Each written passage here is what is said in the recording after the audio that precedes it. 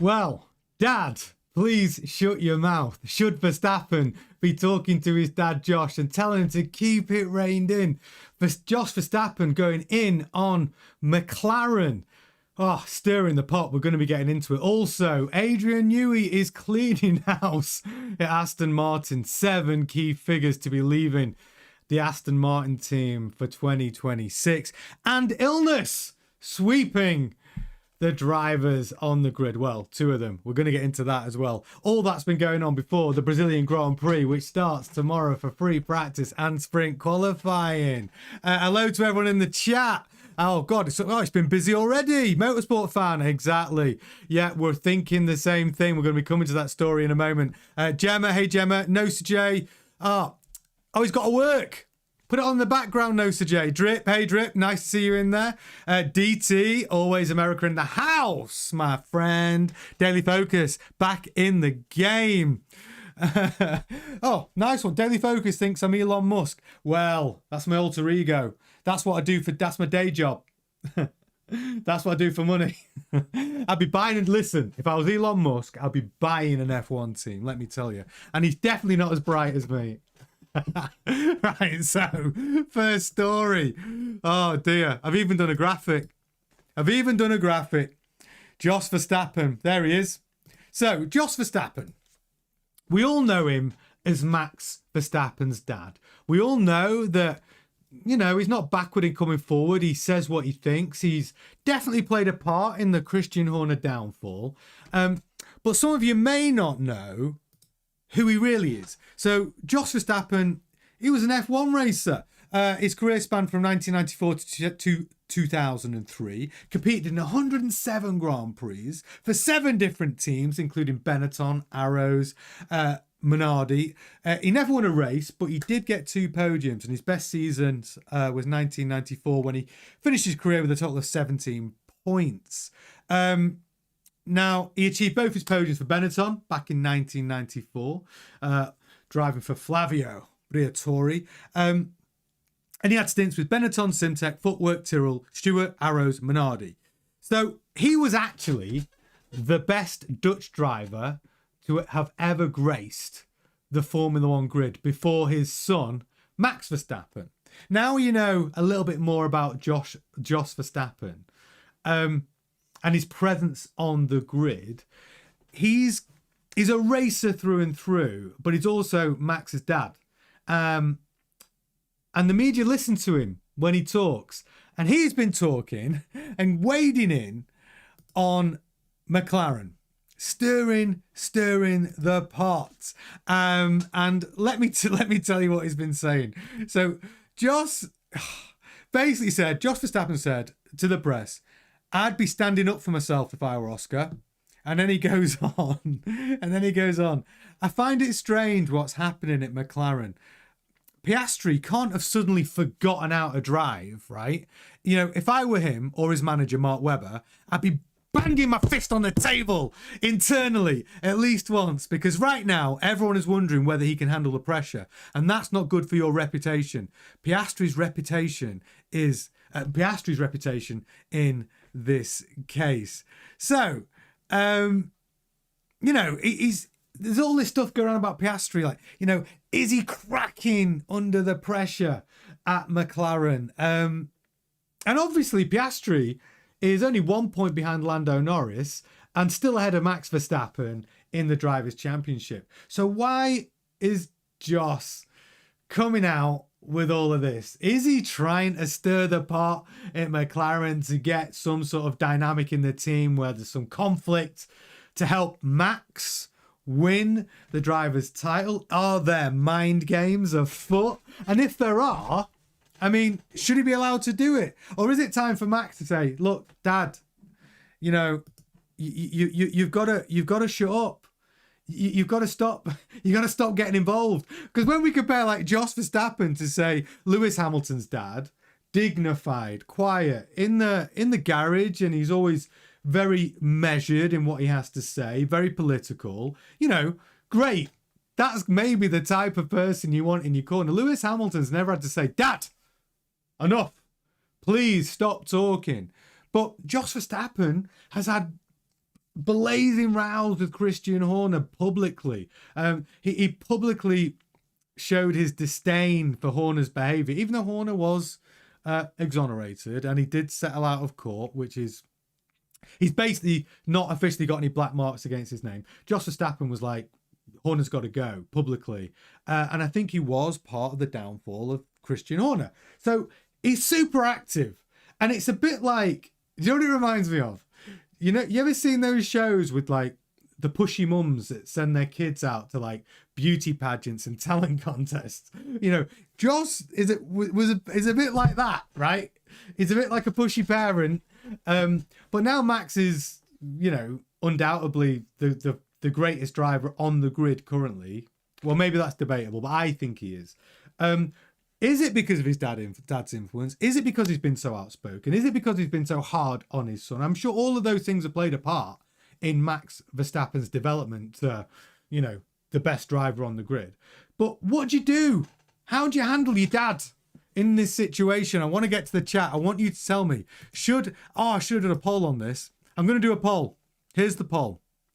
The poll is, I'm going to do it now. Should Max tell dad to shut up? It's a yes or no poll. I want to hear your thoughts. I'm starting the poll now. So I'm going to go to the chat. What have we got going on? Mrs. DT in the house too. Oh, love that. Destroy DT. I'm glad she's in the house. Hope she's enjoying the show. Yeah, so that's tonight's poll. Before I get into the Adrian Newey story, should Max be telling his dad to stop speaking? And do we actually think that when you've got Jos Verstappen saying this stuff about McLaren and about Oscar Piastri, because what's he really saying there? He's basically saying, Oscar, where are your balls, mate? That's what he's saying. He's like, your driving can't have suddenly dropped off a cliff. Something's going on, right? He's planting that seed of doubt. And is it mind games? Or is he speaking the truth? Because a lot of people do think that. You know, even Oscar himself said in his post-race interview, he said, I'm driving the same. I don't know what's going on. That seed of doubt of, I can't explain it. I don't know what I'm doing wrong. And Jos is saying, well, yeah, what are you doing wrong? Your driving can't have suddenly just fell off a cliff. What's actually going on there? Why are you not demanding answers from McLaren? Can't you see that they are favouring Lando? All this subtext is playing in to what Jos is saying. He's literally saying to him, yeah, you're getting screwed over there, mate. Why the hell aren't you sticking up for yourself? And then he digs at Mark Webber, your manager, and says, why is your manager not saying anything about it? Why is he not going into McLaren and demanding answers and banging your fist on the desk? I mean, you know, you can see all of what's going on, right? He's basically stirring the McLaren pot. And it could be genius.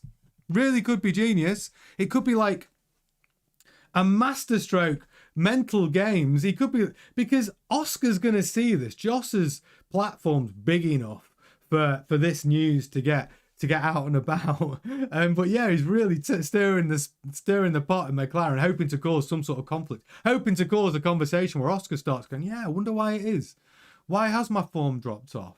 I'm driving the same. Lando's doing so much better. He's at this rich vein of form where he's qualifying P1, leading races from start to finish, winning Grand Prix, and I'm, you know, back in the lower end of the points. What is going on? And he's stirring it up. But here's the other thing. It's the reason why Max is not telling him to shut up, because he actually thinks, hey, there's a benefit for me here. My dad can be bad cop, right? I'm good cop. I'm not saying all this shit.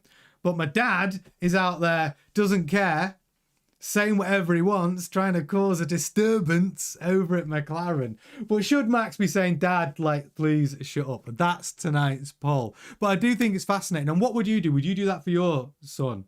Would you be out there trying to cause drama with your World Driver Championship competitors? I mean, I don't know. It's dirty tricks, isn't it? Dirty tricks. But you've got to remember, like I said earlier when I gave you a quick update on Jos's background, he was a Formula One driver. He competed in over 100 Grand Prix for 7 different teams. You know, he had a couple of podiums. You know, he's got that he must have that ruthless streak in him. And the fact that he was the most successful Dutch Formula One driver in existence until his son, Max Verstappen, he's got that in him. Win at all costs, right? I mean, but here's the other thing on that argument, like dads in sport. Like, what Lewis did was his dad got him there, and then he said, listen, Dad, like, you've taken me so far. Now I'm going to get a management team behind me. I still want you here. I still want you to be my dad. I don't want you to be part of the business of what I'm doing. And as a man, as you grow up, at some point, you know, how old's Max? What is he, 28? Like, at some point, you kind of want to do that, right? You appreciate all the support, even the advice and the everything, and the money his dad must have invested into Max's career, everything. But at some point, as a man, you have to go, look, I just want you to be my dad now. I don't want you to get involved in my business. I just want you to be a supportive dad, but I don't want you to start getting involved in my business. And my business happens to be racing Formula One cars. So it's one of those, isn't it? Does it help? Does him stirring the pot help? Is he going to cause a drama within McLaren? I think he's pushing the buttons that we all know are there. Oscar Piastri doesn't know why his form's dropped off. Lando Norris, his form's suddenly hit this rich vein. And the thing is for Oscar, though, in Brazil, it's a good track for him. It might rain. There's a lot of things that play into Oscar's wheelhouse. So I do think we are going to see a much stronger Oscar in Brazil. I really do. But I just think the games that this guy, that Jos brings in, I mean, I do find it quite good value and entertainment, but there's a poll running to hear what you think. Should Max be telling Jos to shut up now? Get into the background. You've had your day as a Formula One driver. You've done a lot for me, but now you need to relax. Just be my dad. Stop being front and center. Stop being so outspoken. However, if anyone does know Jos Verstappen, I'd love to get him on the show. I would love to get him on the show. So if anyone can put a word in, tell him we want to get him on the show, because I think he'd be great value. But yeah, that's tonight's poll. Anyway, so I think I've covered that. Dad's in Formula One. We're going to move on to our next big story. A motorsport fan, he's already all over this. He's already all over this. He didn't want me to miss it. And DT, your missus is shy. Tell her don't be shy. We're all friends here. She can get in the chat, say hello. We're a friendly bunch. We're all very welcoming. Get her in the chat. Okay, so we're going to move it on to what is happening at this major call. Adrian Newey showing his ruthless side. So 7 staff to exit Aston Martin for the 2026 season. And they're all really from the aerodynamics department, which is interesting because Newey's obviously an aerodynamics genius. So the aerodynamics director, Eric Blandin, set to leave his role as Formula One team at the Formula One team because of the staffing. They've called it a reshuffle for the 2026 season. Blandin, who previously held senior aero roles at Ferrari and Mercedes, joined Aston Martin originally as deputy technical director in 2022 under Dan Fallows, and then following a restructuring last winter by Andy Cowell, the CEO, which included Fallows' departure, Blandin was moved into his new role as aerodynamics director from the start of this season. Now, unfortunately, Aston Martin have not had a great season. Aerodynamically, it's not been great. The car's not been great. So you get a designer like Adrian Newey who comes in as an owner of the team and he's gone, your work's not great. And here's the telling thing. Because Adrian Newey wanted to design the 2026 car himself, and he's worked on that one project since he came in March, Blandin's had no input into that car. Now, that's also telling. But it's not just Blandin. There's going to be 7 senior figures involved in aerodynamics and car designs are to leave their roles. And it also includes former chief designer Akio Haga. So those are a couple of very big scalps. We've not got the names of everybody else, but you've got to remember they've also brought in the new chief technical officer, get my words in, Enrico Cardiel, who is also going to have a part in all of this, because all of these, sackings really are because they've not been good enough. And Adrian Newey, the interesting thing about Adrian Newey is he's not just an aerodynamics department, he's also a suspension department, a chassis department. He was building cars back in the 90s, where he was literally responsible for designing all of those elements, from engineering to aerodynamics to chassis, cockpit, suspension, wings. Like, now we've got teams that used to have maybe 50 people in. Most teams run it at between 400 and 500 staff members. Now, Aston Martin, I saw a video on their YouTube channel this week. They've got 1,000 people working in their new facility, which is probably too many, right? What Aston Martin have said, we don't comment on internal staff matters and we don't have anything to announce. But this is telling.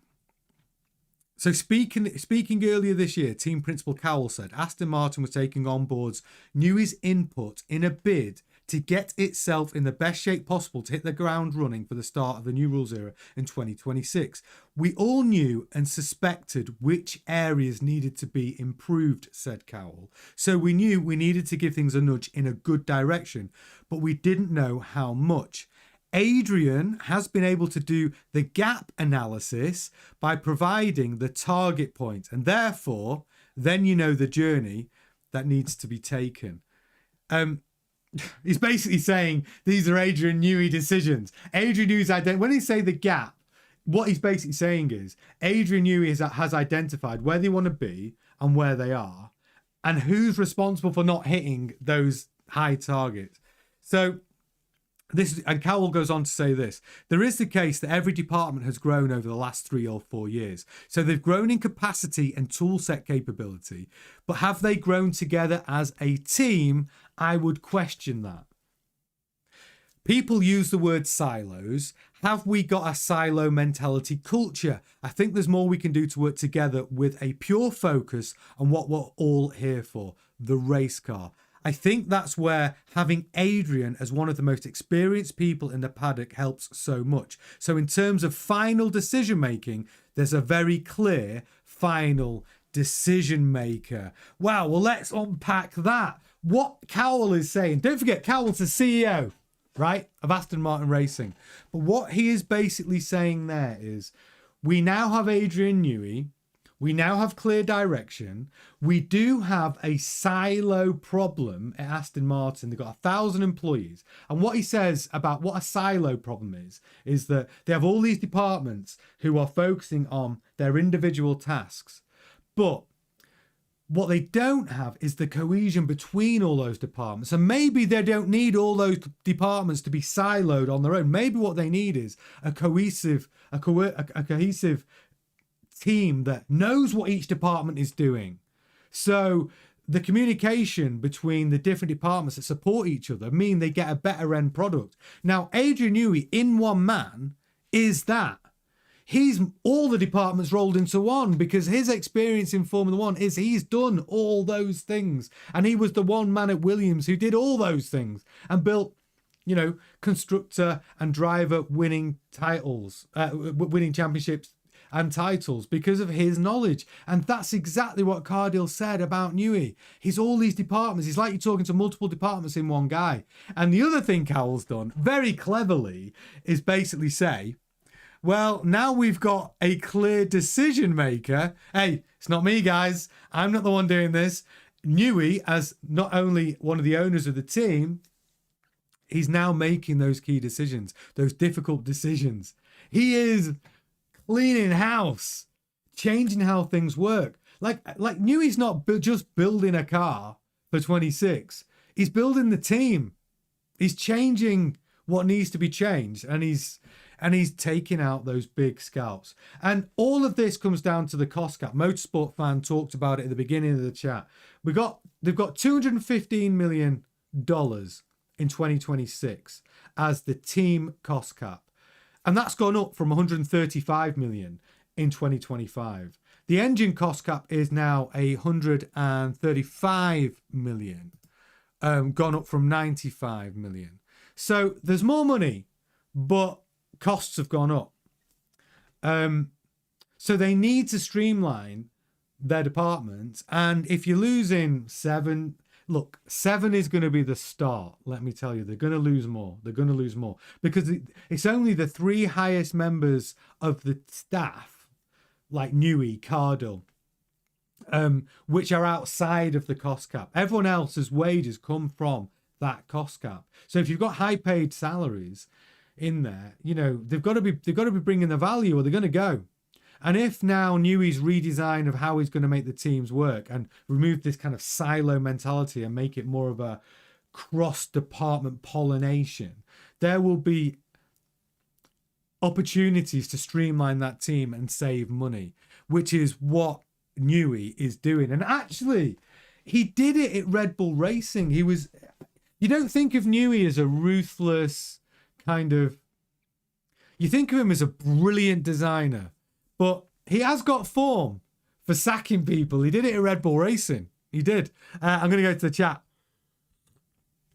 Motorsport fans just said the same thing I said. This is almost the same deja vu when Newey arrived at Red Bull and quite a number of the old technical staff members left, which also led to the hiring of Rob Marshall, Jeff Willis, Peter, I can't pronounce that, Prada Rum Mob. Is that... I don't know him. That's not what left McLaren and joined Red Bull following you at the same time. I think a lot of fans will say this is a doom scenario for Aston Martin, but I think this could be a blessing in disguise. Incoming and clever play for Aston Martin. Also, we had seen this before when he was at Red Bull Racing. Yeah, absolutely. I don't think this is doom for Aston Martin. I think this is change because Aston Martin are P7 out of 10 teams. Something needs to be. It's radical reform. You know, bringing Honda in, bringing Newey in, bringing Cardle in. You know, it's all. Oh, Pedromu, right? Yeah, yeah, Peter Pedromu. Yeah, but all this is maybe what a team that's languishing down near the bottom of the constructors' title race needs. You need drastic change. Streamlining's key. You want to put as much money on the car as possible. So if you've got too many staff, you've got siloed mentality from departments, which is slowing things down. And I know what Newey's thinking. Newey's about speed. He knows that speed wins the race.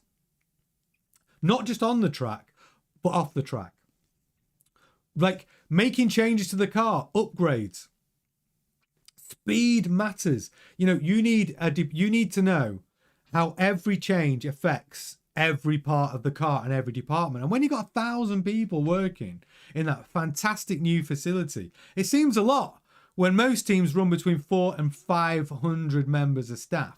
So streamlining the team, I think, is brilliant. I think it's harsh for the people. No one wants to see people lose their jobs, obviously.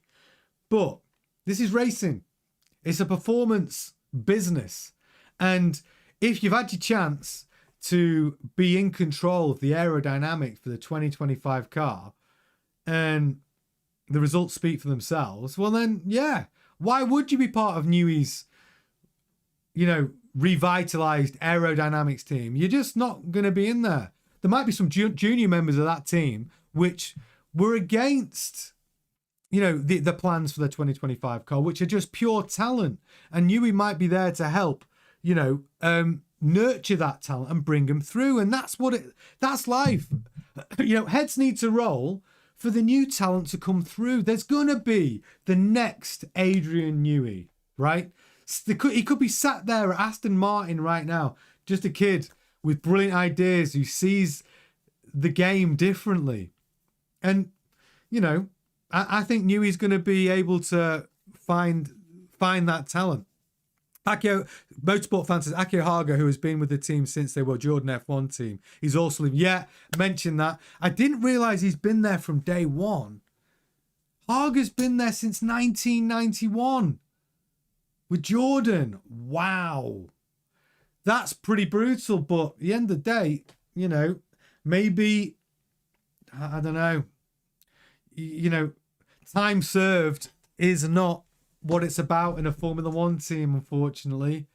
You're only as good as your last season. You're only as good as your last part that you brought to the car. You're only as good as your last improvement, right? This is a business where to have longevity, you have to keep being brilliant. There's no passengers. You can't have passengers in Formula One. So what does it mean for Aston Martin? Well, it means that they, as I've been saying for ages, and we've all been saying, that Aston Martin have come to play. They're making changes.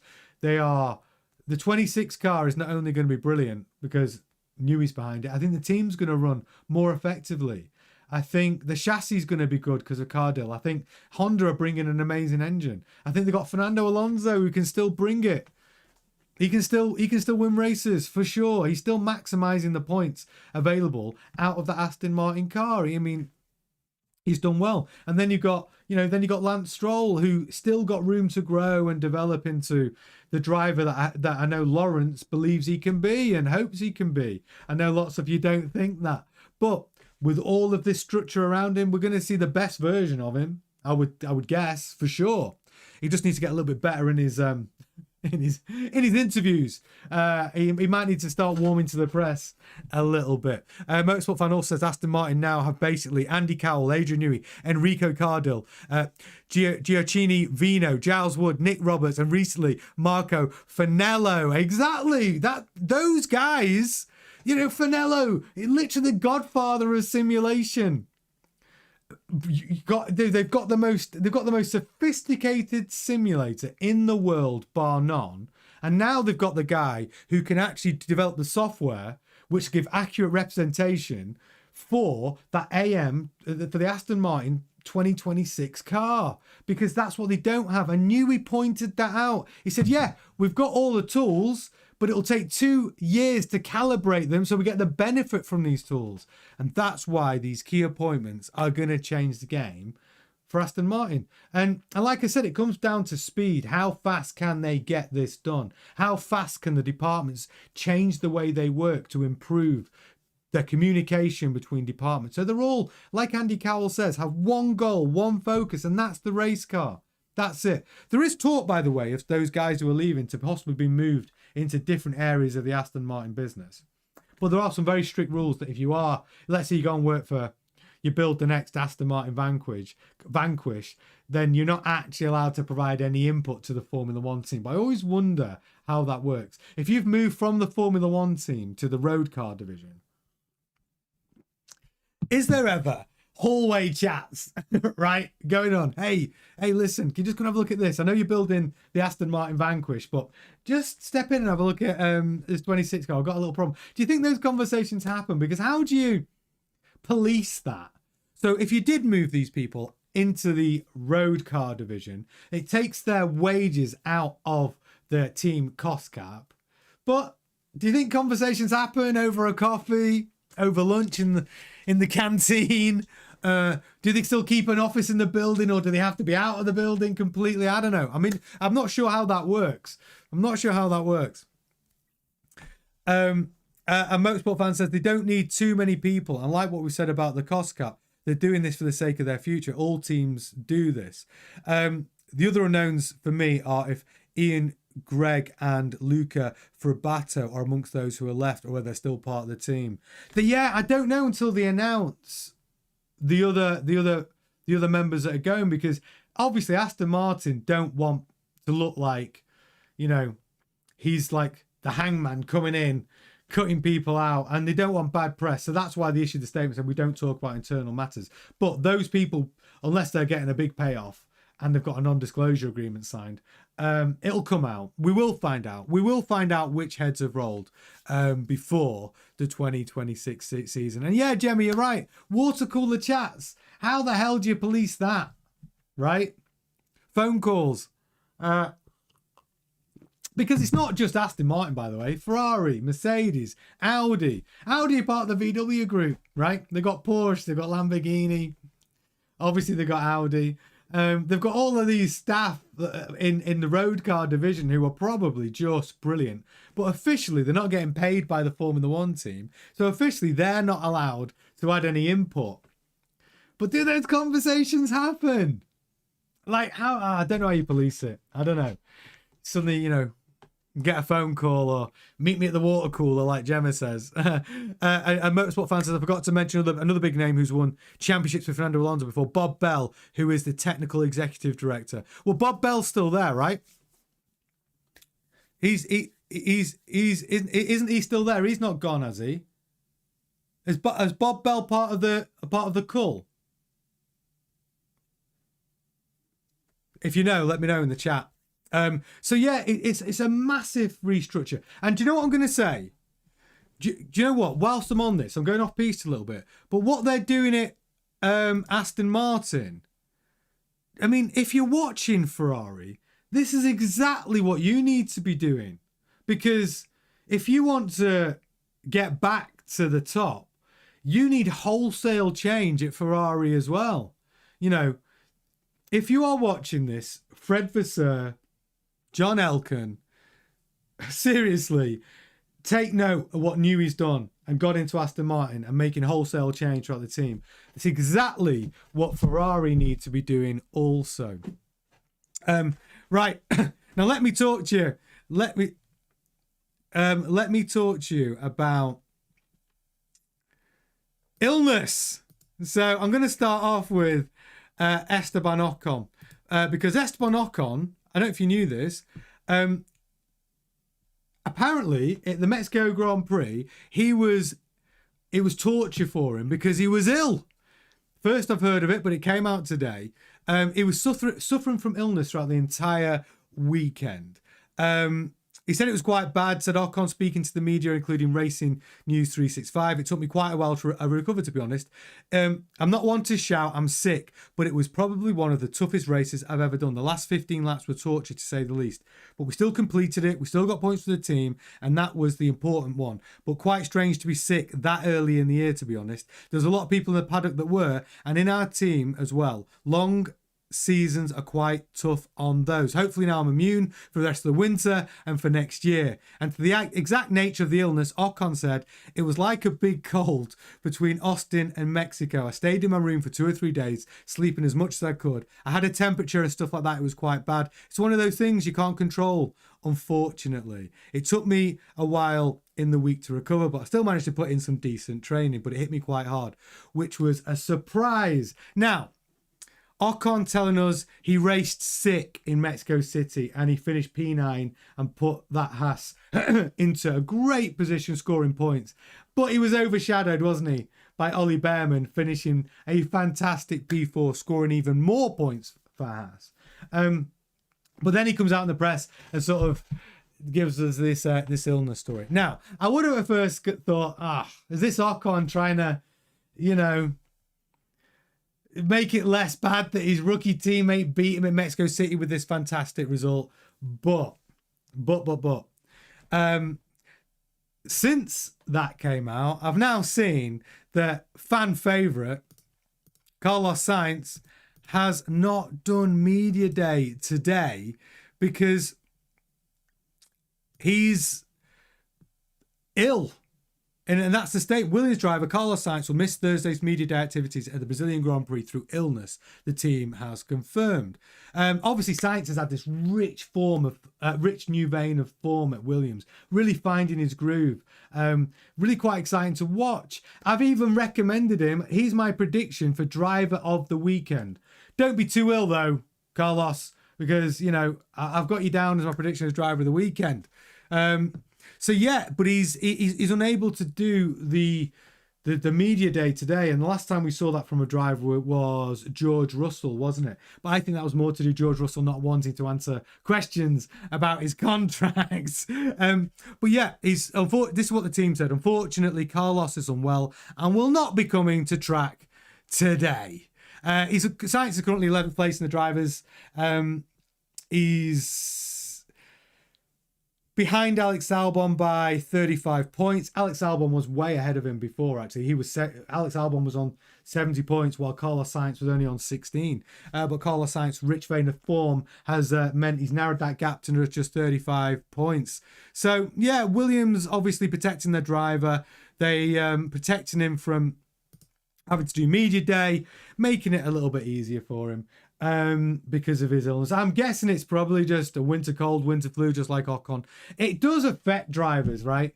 Even if you've got a cold, it does. The G-forces on the drivers, the demands on the drivers in a race are huge. And and even Ocon, I think he genuinely was ill. I don't think he's one to moan too much. I don't see him moaning that much. And don't forget, this is a good circuit for Ocon, because he finished P2 here in 2024 in the Alpine, and Pierre Gasly finished P3 in the Alpine, which is incredible. Incredible.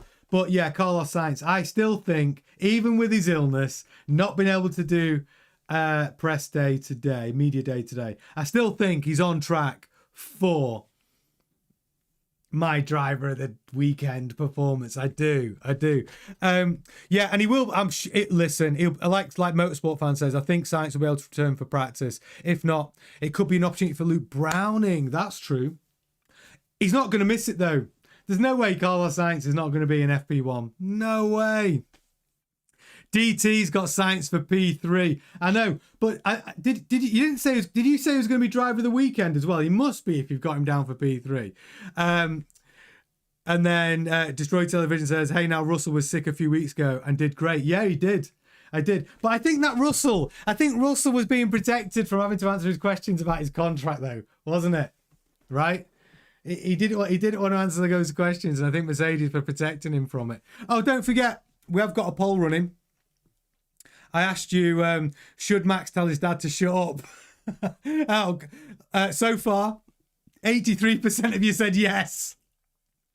No, it's 17%. I have to agree. With you there.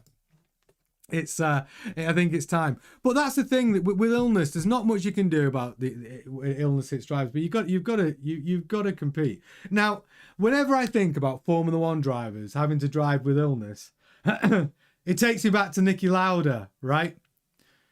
How many races did he miss after that? After one of the most horrendous accidents we've ever seen in Formula One. I think he only missed, was it 5 races? After what he went through being in hospital. And then came back and competed with James Hunt for the World Championship. So, you know what, boys?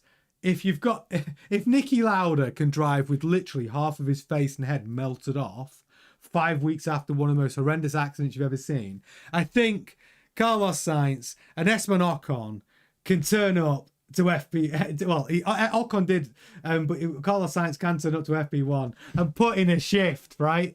You just can't moan about illness. I mean, did even Lance Stroll drove the Aston Martin with a damaged wrist from a cycling accident? You know, you just got to do it. You just got to show up. Oh yeah, he did. Yeah, Sainz missed the Saudi Grand Prix last year, didn't he? What was wrong with him? Can you remember what was wrong with him? Sainz turned into a sick note, and then he won the next race in Australia. Yeah, well, it's he had that Ferrari underneath him, didn't he? He had that Ferrari power. But yeah, Carlos Sainz, I think he's going to do well. Still think he's going to do well. He's a little bit poorly, and this sickness spreading through. But going back to a quick recap, if you have just joined us, don't forget to smash like on the video and all that good stuff.